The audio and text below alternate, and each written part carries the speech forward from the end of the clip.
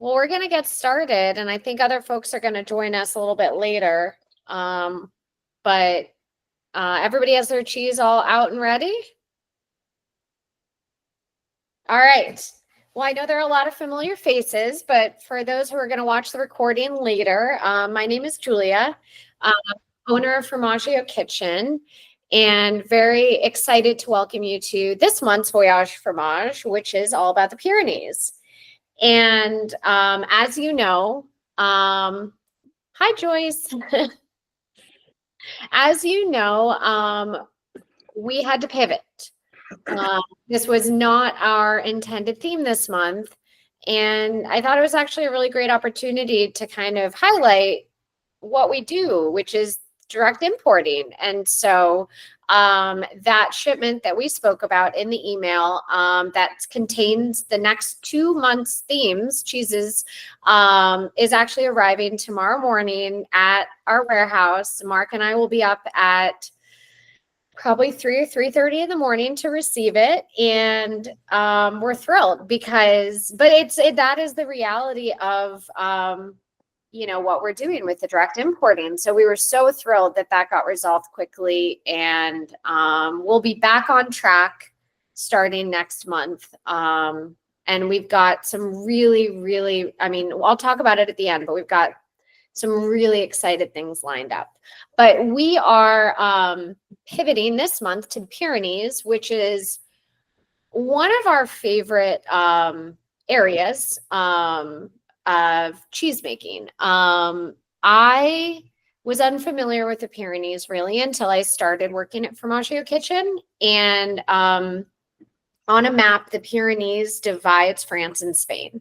So it's the absolute most southern part of France and the most northern part of Spain, and it spans from the Atlantic on one side all the way to the Mediterranean, and it just completely blocks off the central portion between those two countries. And there's a really rich history of cheese making in that area. And I was exposed to it when I first started working at Formaggio Kitchen because I kept seeing Brebis, Brebis, Brebis, Brebis on our signs when I first started. And Brebis in French means sheep cheese.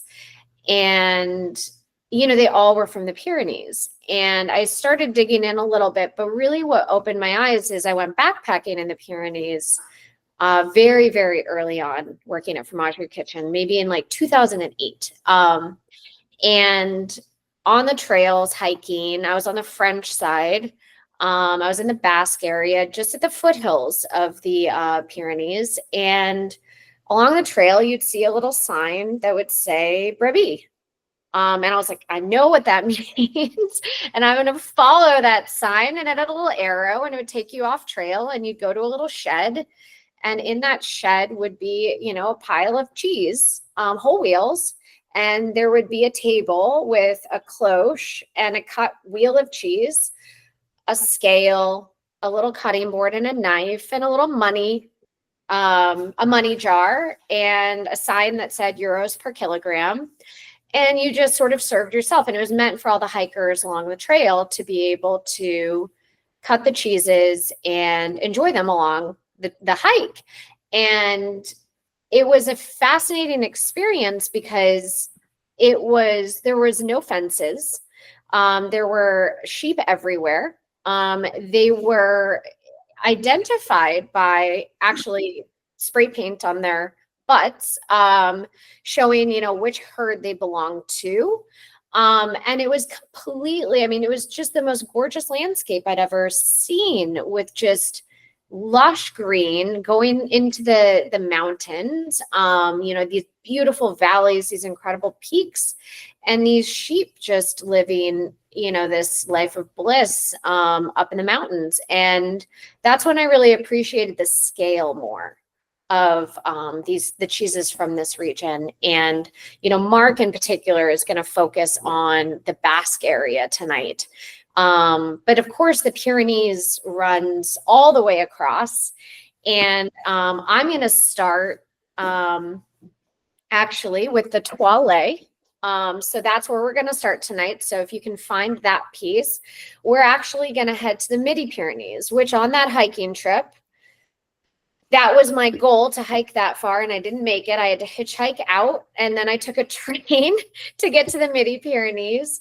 And because it is the absolute highest peaks in the Pyrenees, and this cheese is made in the valley of Bethmal.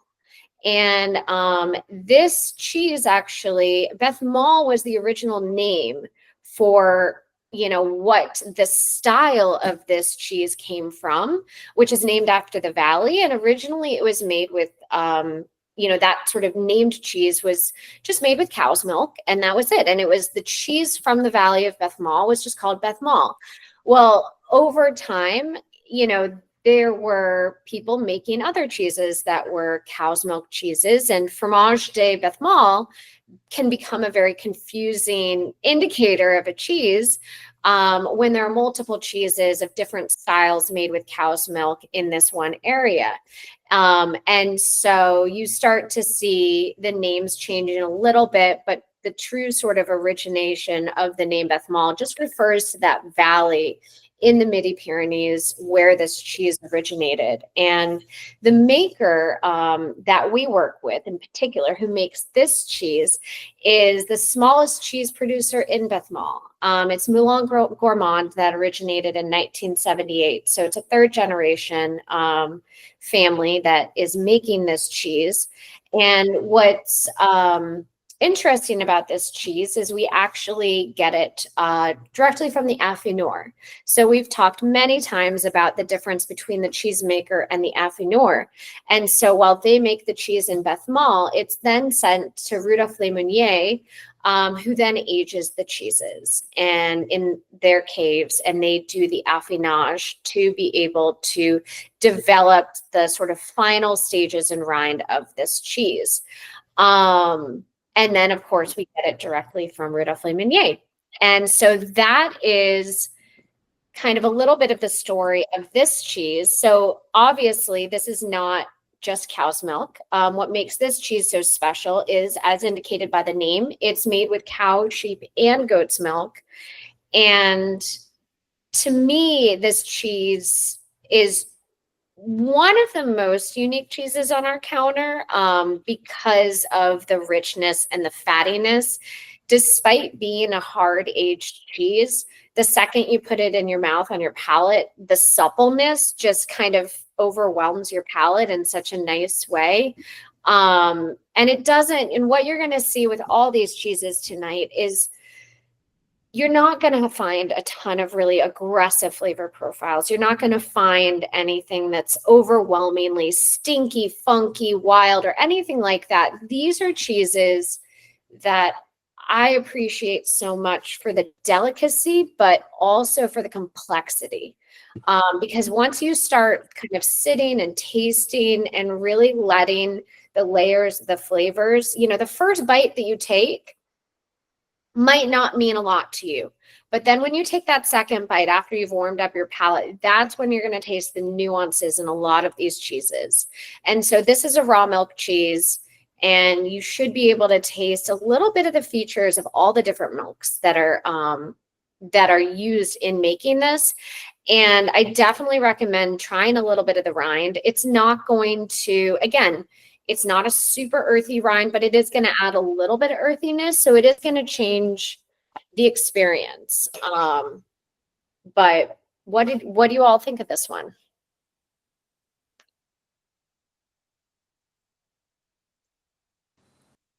Really wonderful. I love the texture of it. And the way it almost melts in your mouth. It's wonderful. That's what I was going to say, that it's very melty in your mouth. Same thing, texture. Mm-hmm. Texture, wonderful. Yeah, the texture of this cheese. And it's out of this, it's always like this, where it seems like a hard cheese. But then the second you start enjoying it, it's just a whole different ball game. So you almost get the best of both worlds, which I love. This cheese is so pleasant and happy with wines. Sorry. love the dog. Is it a child or an animal? She's very excited. I'm gonna mute and let Mark talk about the next cheese. Hey everybody, I'm Mark. I'm the lead cheese buyer at Formaggio Kitchen in Cambridge. And Animal. I am instrumental in bringing a lot of these new cheeses into the shop and understanding where they're from and why they're special. With Toile, to add like a little bit of extra information about it, like in a nerdier sense, I've actually studied this cheese under a microscope and analyzed the differences between the flavor of the cheese itself and the rind and what's happening on the rind. And it's really, really cool. So this is a mixed milk cheese, as Julia said. It's got cow, sheep, and goat's milk cheese, or goat's milk involved in the making of the cheese. And what's happening on the inside is pretty low key. So you get a lot of mild flavors resulting from lactic acid bacteria converting proteins and fats, or actually proteins, into lactic acid. And so that's resulting in that flavor, that sort of like very straightforward, creamy, delicious flavor. On the outside of the cheese, there's a lot of activity going on. So a lot of bacteria that are making the rind a special place, where you're going to get more aromas, but you'll get some flavors as well if you try those. So if you see a whole wheel of this cheese, it's beautiful. There's white, there's neon yellow, there's some gray, there's some brown, and that's a result of like a lot of different naturally occurring molds and bacterias and yeasts growing on the rind of the cheese, native to that area. They're all totally harmless and totally edible, but they're going to have different flavors. And so it's a really unique, interesting microbial like specimen to examine. And so I hope you're all able to enjoy it from like a perceptive standpoint. And it's delicious. It's really, really a good and special cheese. And so the next cheeses we're going to go on to are some cheeses from my favorite producers. We're going to go for the Artigiasna Duo Baron and the Brebi Duo Baron. And so help me with how they can determine which one's which. So the Artigiasna Duo Baron is going to seem smoother and more white in color. Does everybody know where to find that? Okay, good. Because it's made by the same person. It's made by the same people, and there's slight differences between the two cheeses there. And so I just want to make sure you get the right one. So I'm going to start with the Artigiasna because it's got a more delicate flavor that's going to ease your palate into the next cheese. So Artigiasna is a Basque term, specifically Basque term for sheep cheese. This refers to a cheese made by a Basque shepherd that may or may not be aged by someone else. And so I'm going to get to the root of our relationship with this producer, and then I'm going to talk about the differences. And so back, I believe in the early 2000s, our owner at the time had discovered that a lot of people were carrying a cheese by the name of Ossau-Iraty. Ossau-Iraty is a typical French Basque cheese that is made to strict guidelines. And so this cheese must be made in either the Ossau Valley or the Iraty Forest by one of 3 different breeds of sheep. So it's pretty stringent in the way that it's being made. And both of these cheeses are made, I believe, in the Ossau Valley, which spans into the French side of the Basque Country. The Basque Country straddles the French and Spanish border.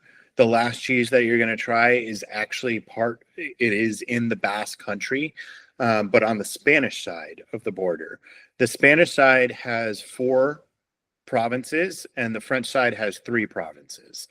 The differences between the two are largely like identity based and politically based. So if any of you remember back in the, I want to say like 70s, 80s, maybe 90s, there was a large separatist group that was very active in the Spanish Basque Country, that was acting pretty aggressively to withdraw from the Spanish sort of designation, the Spanish control. There are a lot of political reasons that led that into place, but the French side of the Basque Country is a little bit more assimilated into French culture. So my family, I actually have a grandmother that was born in the Basque Country, and I have a lot of family in the Basque Country of France, very near where this cheese is being made.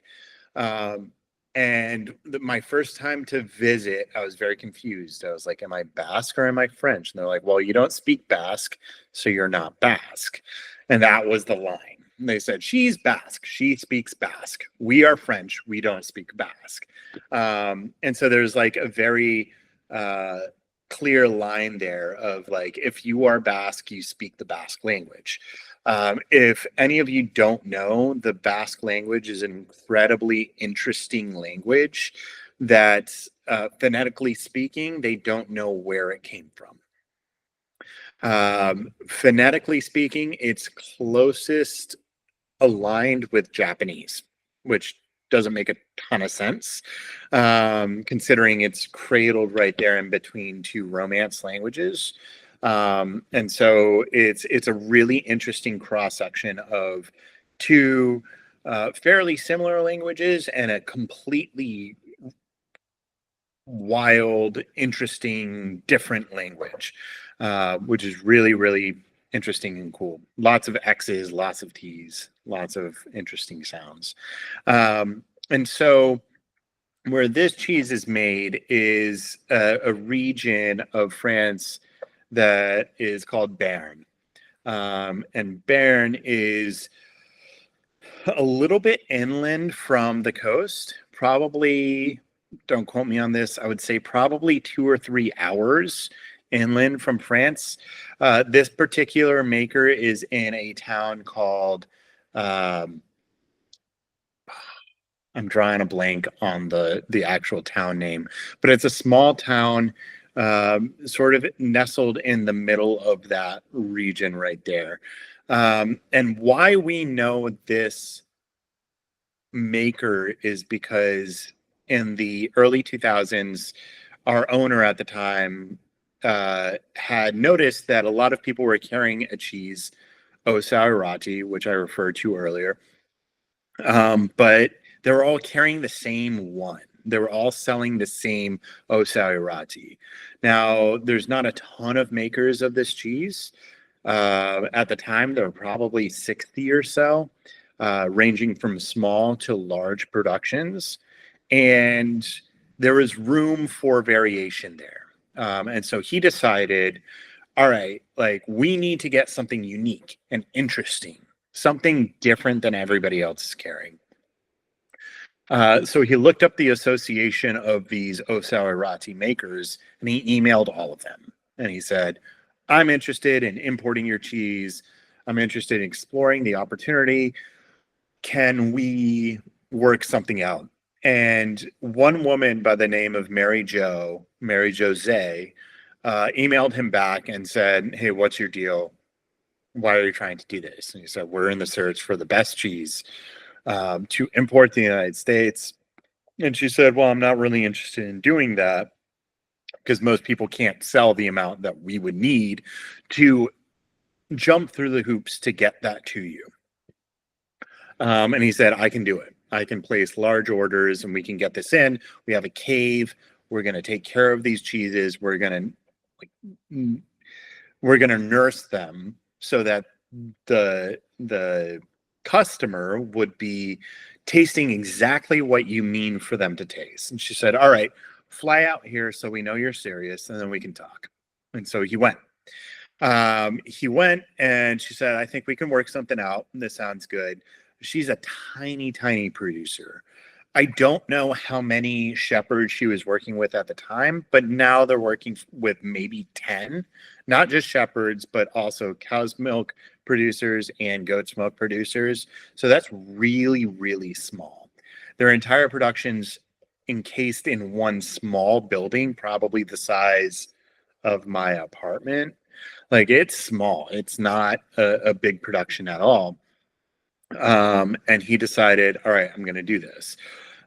He went to a farmer's market where she mainly sold her cheese in the nearby village, and he met other people that we were able to import jams and another cheese from. And so she's become instrumental in our operation in the Pyrenees. She has since then retired, which is a bummer. And a lot of people have a lot of productions in this area. When the matriarch or patriarch has retired, it kind of dies out because, as we know, a lot of younger generations are not super interested in this kind of work. It's really, really tough. We're talking 7 days a week, 365. Like, it's a constant job of 12-hour days. It's very, very difficult. But her son, Etienne, has taken over. Really, really like jovial, energetic young man, super into rugby. And his brother-in-law, his sister's husband, has added a hand to help with the production. His name is Bernard, I believe. No, it's not Bernard. I'll have to get back to you on that. But they, as a team, make the cheese from the shepherds that provide the milk, the farmers that provide the cow's milk and goat's milk, and they make a bunch of different varieties of cheese. And then they age them and then sell them off. The Artie Gazna Duo Baron is made by a Basque shepherd who sells them a cheese at a very, very early stage, and they'll age it. So this is added to them. They'll pay them for this cheese, and then they'll keep the rest, and the aging process is value added. This cheese, I think, is quite pleasant. It's super fatty, really creamy. Very straightforward, and there's a touch of grassiness to it, grassy earthiness. And I think it's pretty pleasant. It is lightly washed at the beginning of its life, so they'll wash it probably twice a week through its like infancy, and then just sort of let it age naturally to ensure that it's locking in a lot of that moisture that you're going to get through that flavor, through that texture. And the next cheese, the Brebis Duo Baron, is a farmhouse cheese that's exclusive to them. Like, they own the herds, or I'm sorry, the sheep herds that produce this cheese, and they make the cheese and they age the cheese. So it's a pretty light, like close-knit production of this cheese. And so both are 100% sheep's milk, but this is a name-protected Ossau-Iraty farmhouse production cheese, which is pretty rare. Most people in this region will buy the cheese at a young age and they'll age it to fruition. But this is one that they will make, age, and sell. So full life product. I think that, the flavor wise, what you're going to get from this cheese is pretty decidedly right now, because it is at the age that it's at, you're going to get more salt. So it's going to be saltier, more concentrated, a little bit drier. So it's going to have more of a granular texture to it. But almost always, this has a really interesting fruitiness to it. When we first open these wheels, it tastes like strawberries straight to the palate, which it may have mellowed out just slightly at this point. But this is a pretty remarkably fruity cheese on our counter. But being rich and savory and salty and all those good things. So I love this cheese. I love the maker. They're fantastic people. It's really hard for them to give us the cheese. It's really hard for them to export the cheese to us. And so this is something that we've gained a relationship with them by ensuring them that we're going to take care of the cheese, and we can order quantities that we will have to take care of, that will enable them to jump through the hoops necessary to send it to us. So this isn't something that anybody can get, and in fact nobody is getting, pretty much. So we're glad to share it with you all. Julia, what are the condiments that we've added here? So, obviously, the Three Musketeers, the Délices de Musketeer, black cherry jam or cherry jam, is the jam that we're doing. And then we went for the rosemary galantine just because of kind of the herbal quality with that. But the cherry jam is, I would definitely recommend trying it with the cheeses that Marc just spoke about, because when you're in the Basque area and you're walking around at different restaurants or cafes, the one sandwich that you always see everywhere is a baguette with brebis and cherry jam.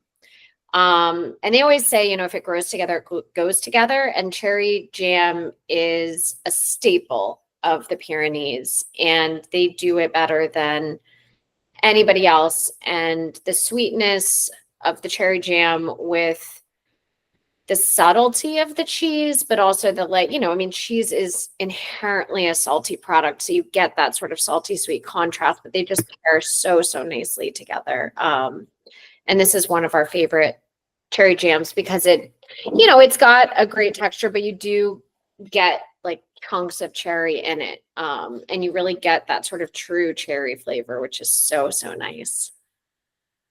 So this is actually one of the jams that the producer of this cheese helped us find. Yep. So in that region, Julia is absolutely right. There are two dominant flavors that you're going to find everywhere, and that's cherry.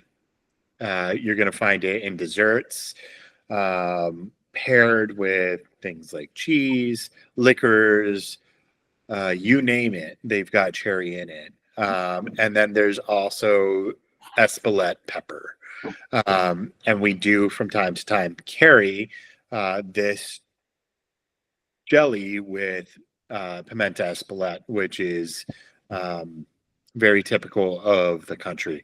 It's really cool driving through this part of the country and driving by houses, white houses that are just coated on the side with peppers that are drying in the sun. And that's Espelette peppers. So it's really like a culinary destination.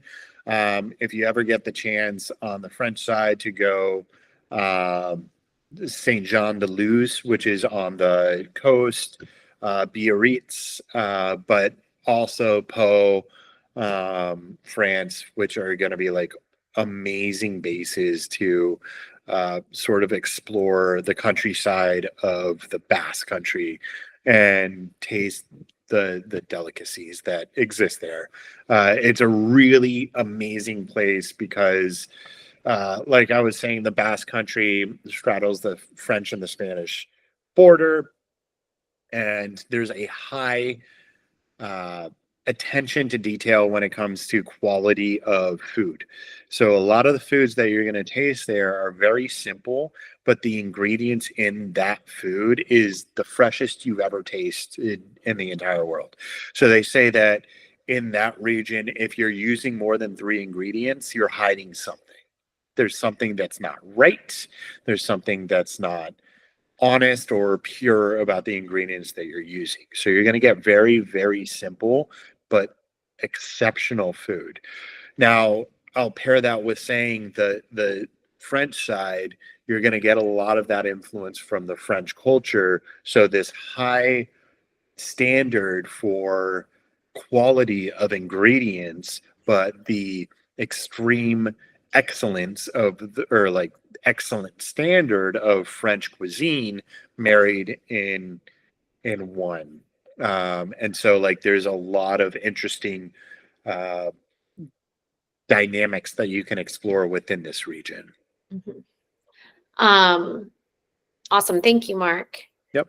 And I think one thing that Mark touched upon, which I think is really important when talking about cheeses in the Basque area, is kind of the importance of affinage. And y'all are experts now in affinage, but this is a historic system in the Pyrenees that has actually been going on for generation after generation after generation. It's actually called the Dean system.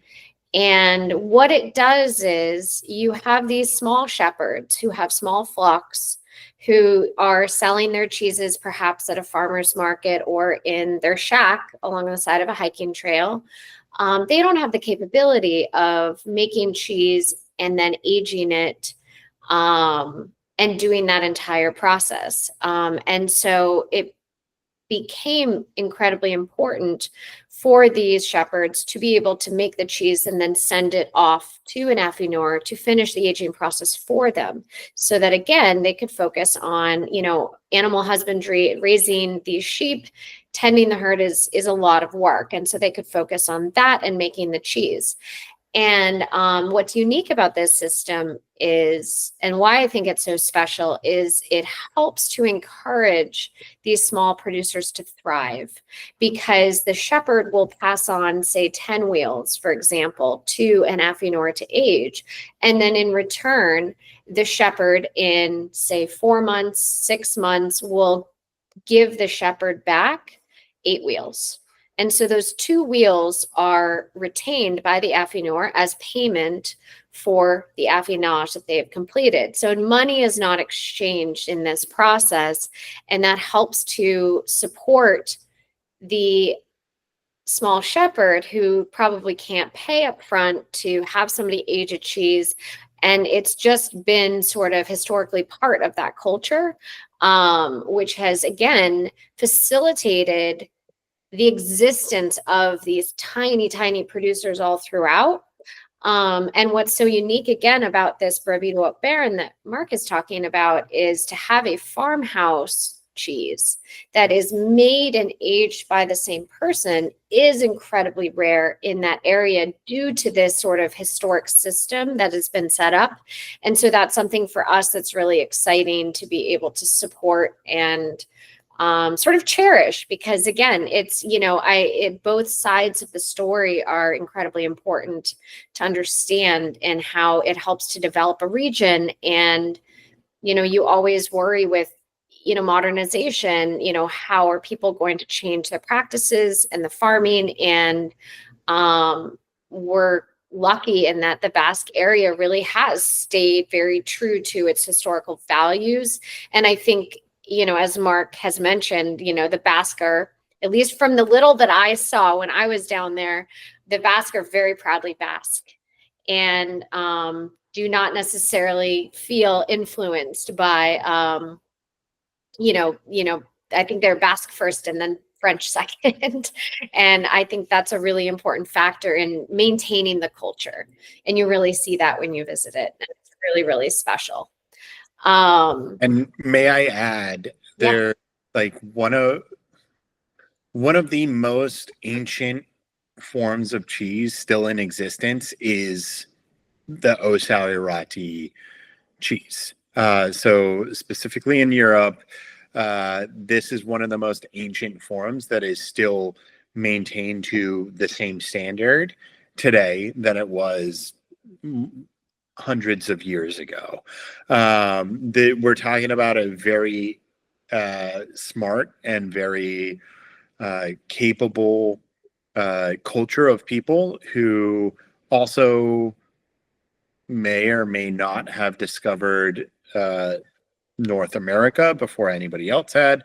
They just kept the secret because they said the cod was too good here. They couldn't let anybody else know. So this is a society that was very advanced at the time, and we are still seeing evidence of their knowledge when it comes to cheese making and preserving food now than we were that they were practicing at the time hundreds of years ago.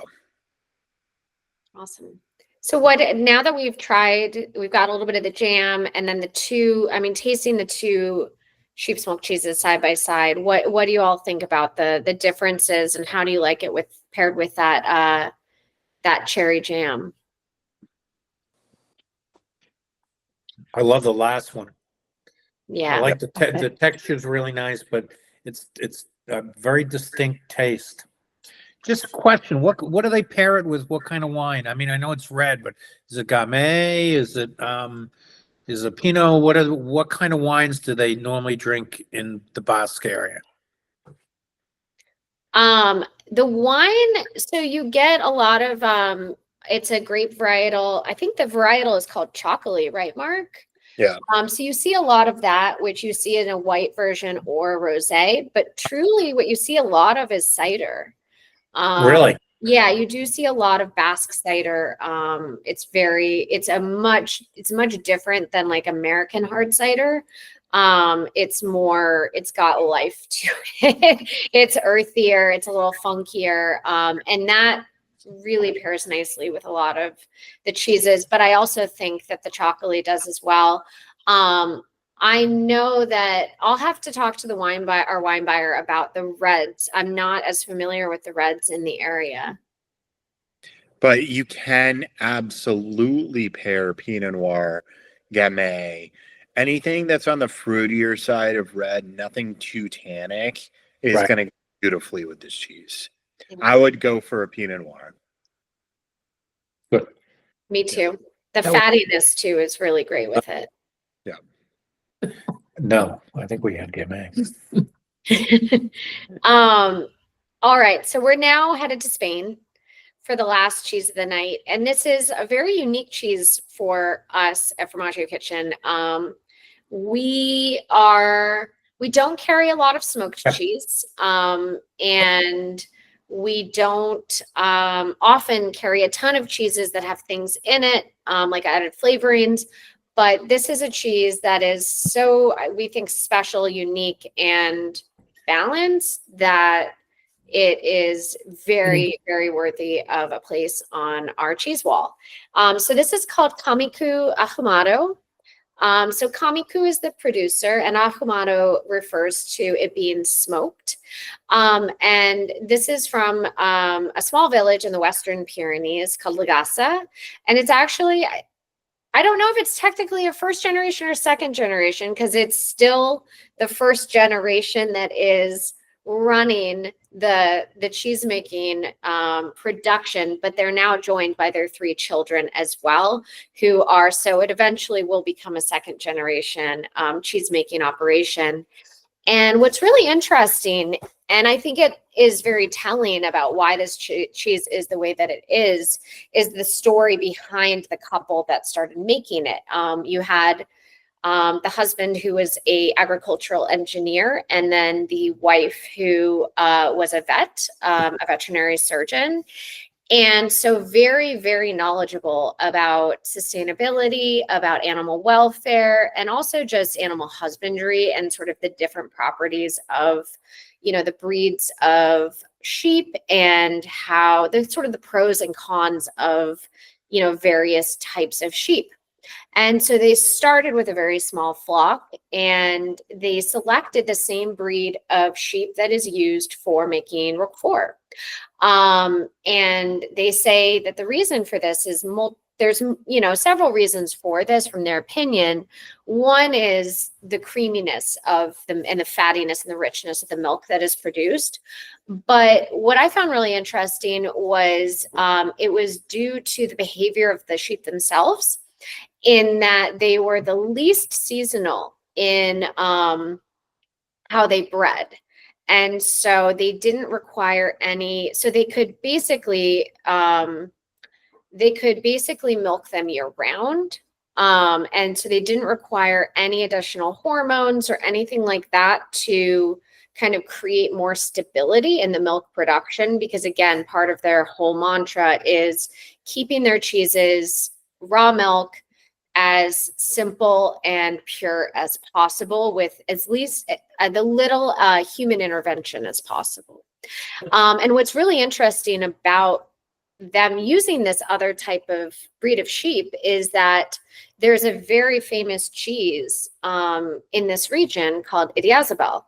It's a name protected cheese, but it's done in this same style.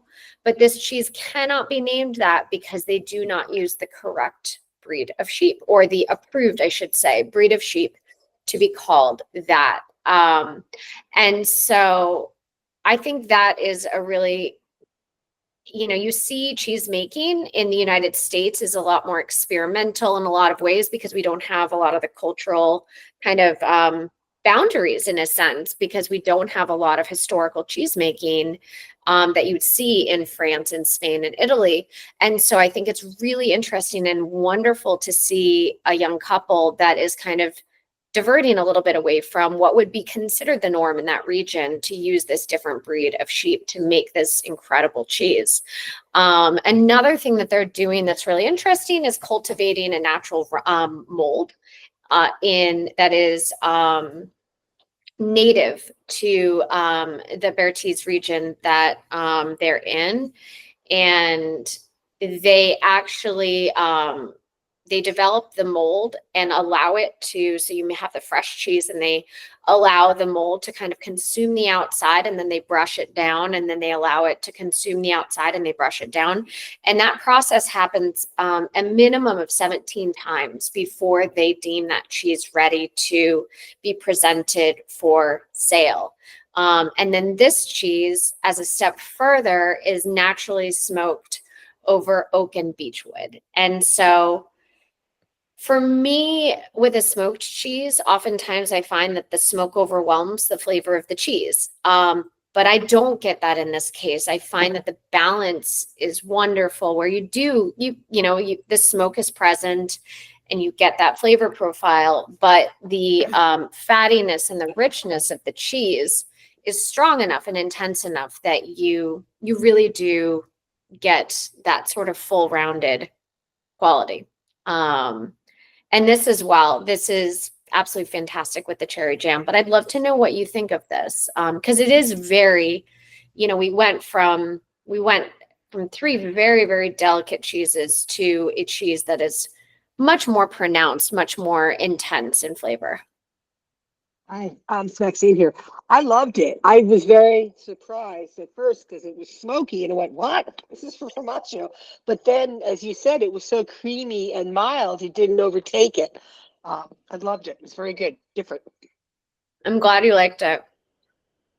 Well, and that's my kind of mantra with cheese is I want to taste the cheese.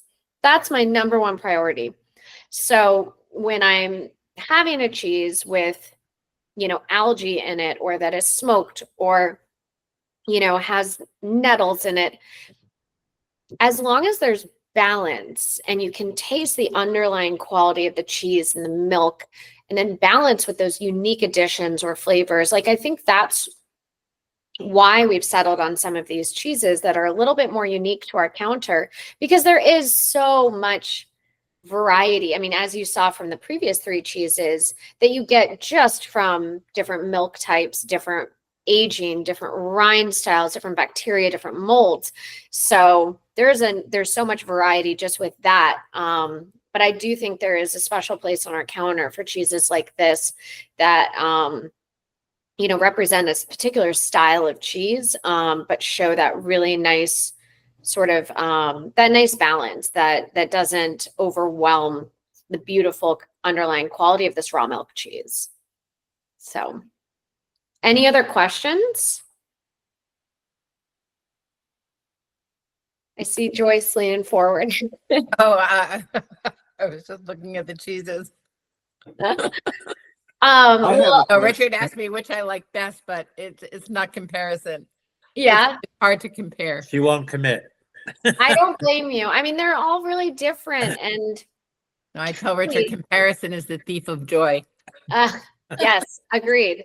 This last one for me, having it with like a pimento stuffed olive and a vermouth, like that just takes me to Spain, and I love the combination because this cheese really can stand up to it. It's so good. I had it with an olive because I had the other two with the cherry jam, and it was very sweet. I said, I can't do the jam with this, and I had just gotten some olives and Formaggio yesterday, so I picked a few out, and it was really, really yummy. Good. Yeah, that brininess with the smokiness is just like, I love that combination. So I'm glad you got that. I almost wanted to I have some of that excellent pepper. I almost wanted to sprinkle some on to try it. I said, no, I won't. Michael, did you have a question? Yeah, one, I wanted to comment on the Artie Gosna. The rind on that was incredible. It's a real flavor bomb on its own. To just eat the rind separate from the cheese, it was incredible. Oh, I'm so glad you did that because I think rind is scary for a lot of people. But these cheeses are not aged so much that you can't really, really enjoy the rind as part of the experience of enjoying the cheese. And the rinds are treated with a tremendous amount of care. And so it really, they can have an incredible flavor. So I'm glad you tried it. I'm glad you liked it. Yeah. And then, on the first cheese, do you have a lot of cheeses that use different milks in the same cheese? I don't know that I've noticed it before. It's obviously not the most common. It's not uncommon though. Okay. So we'll have cheeses, like our Robiola Tre Latte has cow, sheep, and goat.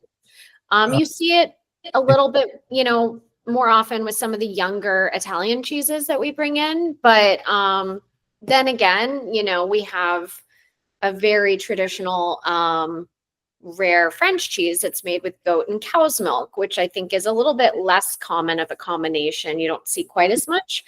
So it's not, I would say it's not common, but it's not uncommon. That makes sense. So a lot of times, sheep's milk is really expensive. It's expensive to feed sheep. It's expensive to raise sheep, so on and so forth. And so a lot of times they'll mix sheep's milk with cow's milk because cow's milk's more affordable to produce. And then sometimes with a little goat's milk, and it adds a nice balance to it all. So goat's milk naturally is going to be a little bit more acidic. Sheep's milk is going to be fattier, and cow's milk is going to be more of like your carry through. So it makes sense. This cheese in particular is not terribly inexpensive. It's a higher end cheese, but that's because of the production itself. But a lot of times in Portugal, Spain, France, Italy, you're going to find cheeses that are mixed with cow's milk that dilute the sheep's milk a little bit and make it a little bit more affordable. But at the same time, as Julia was referring to sheep seasonality, there are times of the year where it's necessary from a cheese making standpoint to dilute sheep's milk with a little bit of cow's milk because the sheep's milk is so rich. You're going to want to bring that down a notch so that you can make cheese with it. And so it's like this really interesting method that cheesemakers will take to balance out their cheese.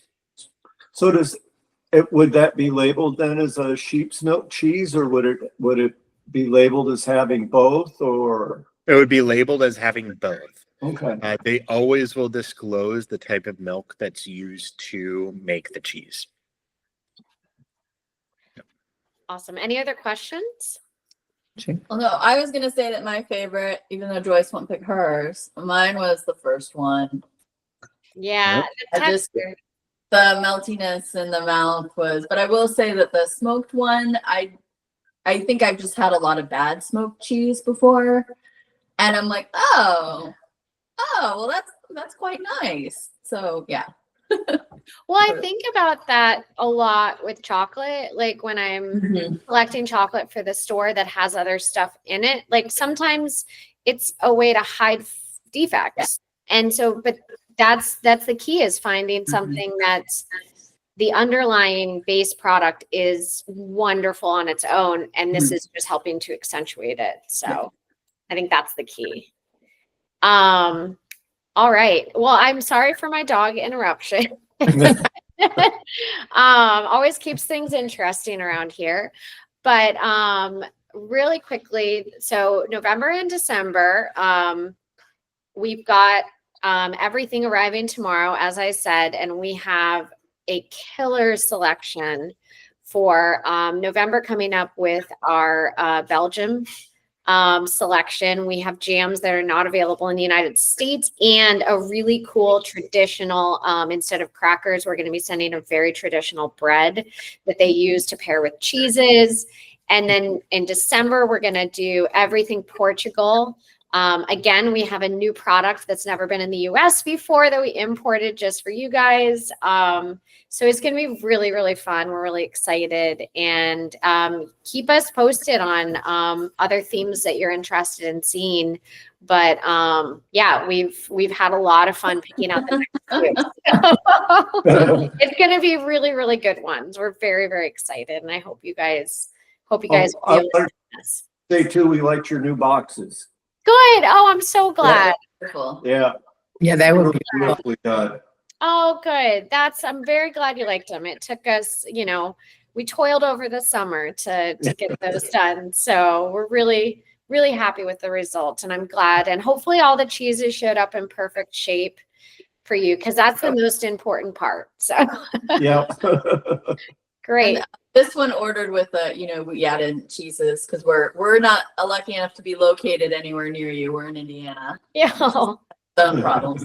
But he ordered 5 extra cheeses to do a exploration of grilled cheese. Yes. So that's what we're doing for like the next week or so of we've got some grilled cheesiness going on here in the next few days. Not today. Didn't add that on top of this. Yes, you have to report back and let us know the results of Okay, we'll do. Yeah. of your trials and tests, because I would love to know what you turned out and what you loved. So Okay, we'll do. Yeah. awesome. Looking forward to it. Awesome. Awesome. Remember, Well, I was gonna say, you remember when we used to do the grilled cheese throwdowns Yeah. as part of the classes? We had some great combinations. Oh, all the secrets are coming out now. I know. All the secrets are revealed. The 2 secrets I took away from many classes was grate your cheese Oh. and use mayonnaise on the outside. It's not cheating. It really helps with grilled cheese. Definitely. Definitely. Okay. That's some good pro tips. Thank you. Yeah. Awesome. Well, I hope everybody has an amazing night. Thank you so much for joining us. Thank you, Mark, for all your expertise. Yeah, of course. And Thank you very much. awesome. We'll see you all next month.